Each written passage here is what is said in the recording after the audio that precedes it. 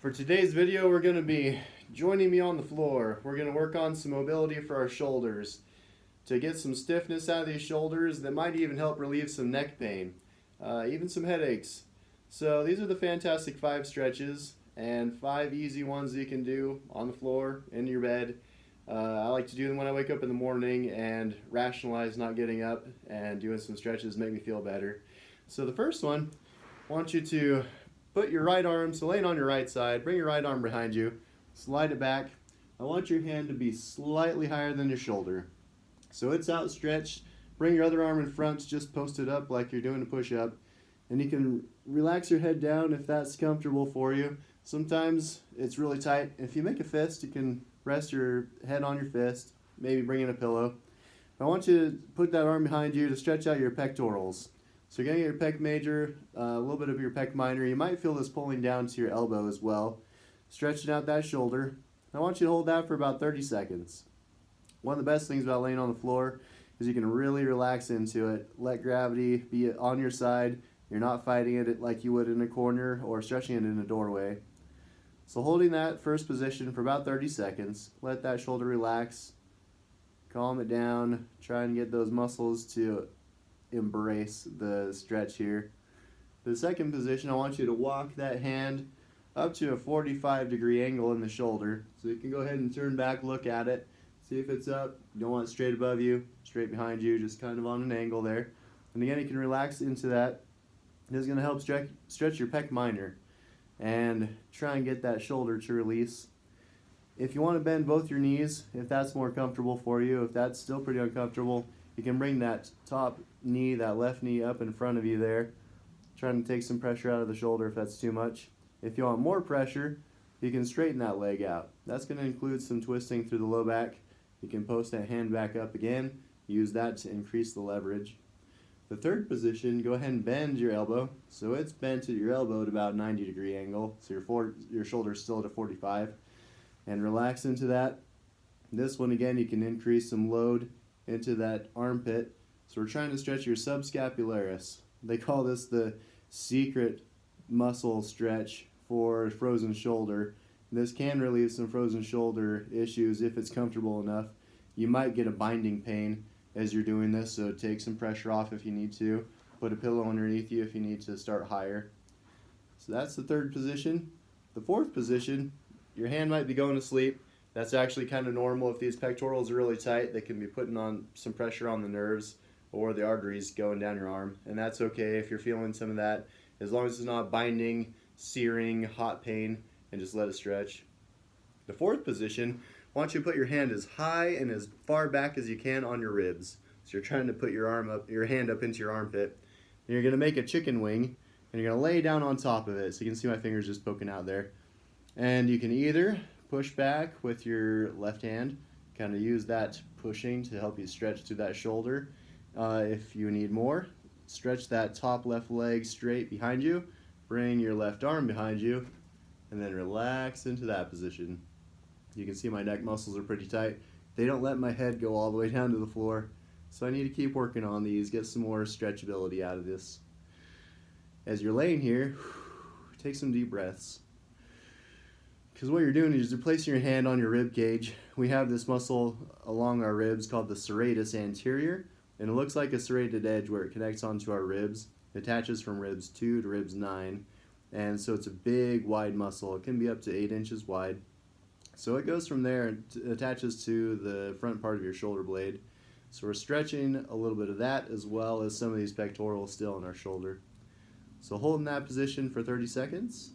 And then the last position, go ahead and roll forward out of that.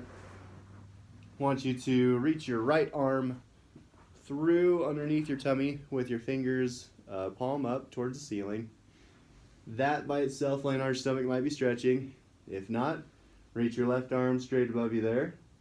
If you're still not feeling very much pressure, I want you to bend your right knee up and out to the side. So that position looks like that, kind of bringing that knee up and out to the side. Hard to see on the camera. So left arm is above you, right arm is stretched through, and if it's straight through right there, that might be stretching a lot in your shoulder. This is getting your rotator cuff muscles, and it might be really, really tight. Could be pretty painful. If you need to prop up on your left elbow to take some pressure off, go for it. But see if you can slide that left arm forward. See if you can rest into it. You can also explore this by moving your hand or arm a little higher, or even a little lower to get into some different fibers of those rotator cuff muscles. So holding that, breathing, trying to relax down into it. So doing that position for 30 seconds, just trying to relax it. Put your head wherever is comfortable. You can bring in a pillow. And that's the 5. So let's switch around to the other side.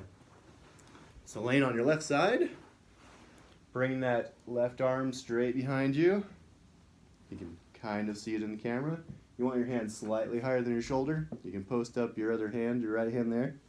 You can relax your head down and try and just relax into it. You can make a fist and just let that hold. Take some deep breaths. Let that stretch go and let those muscles relax. You can do this for 2 minutes, no problem.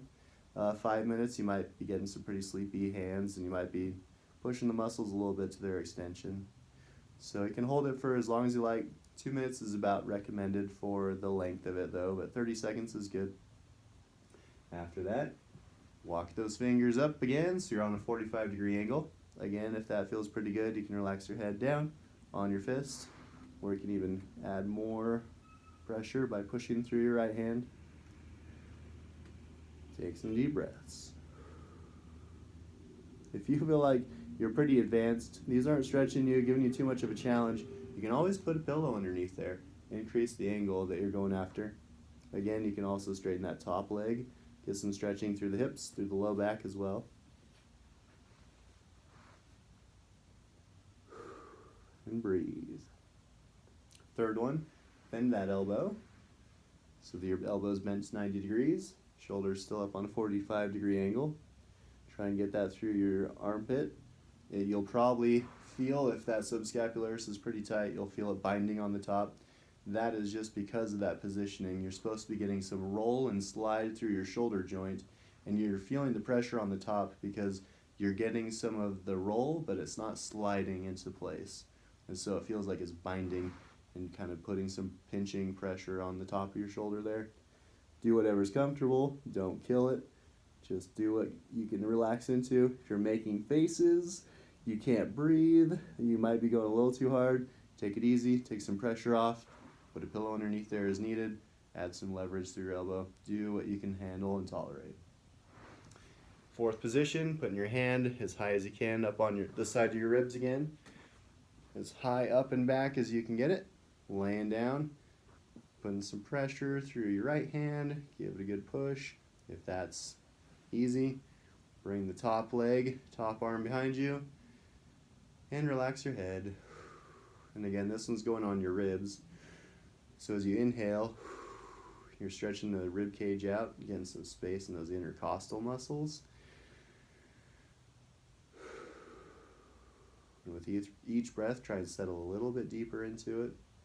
This one is really easy if you're laying in bed, your neck's bothering you, your shoulders are feeling tight, you don't want to wake up your spouse by smacking them around by doing some of the other ones. This one is nice and space conservative, so you can do this one when you're laying in bed.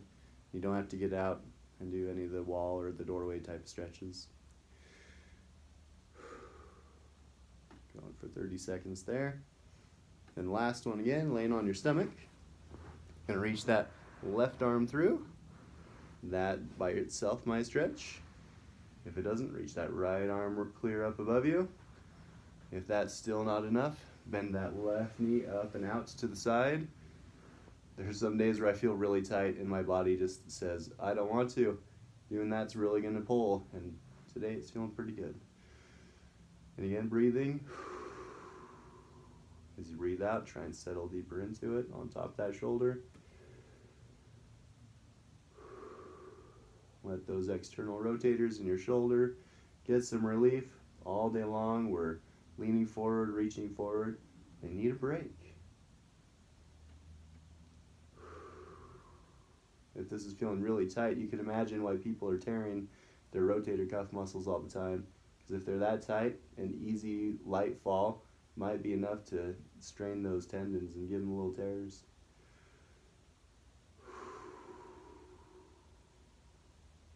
Good. Going for 30 seconds there.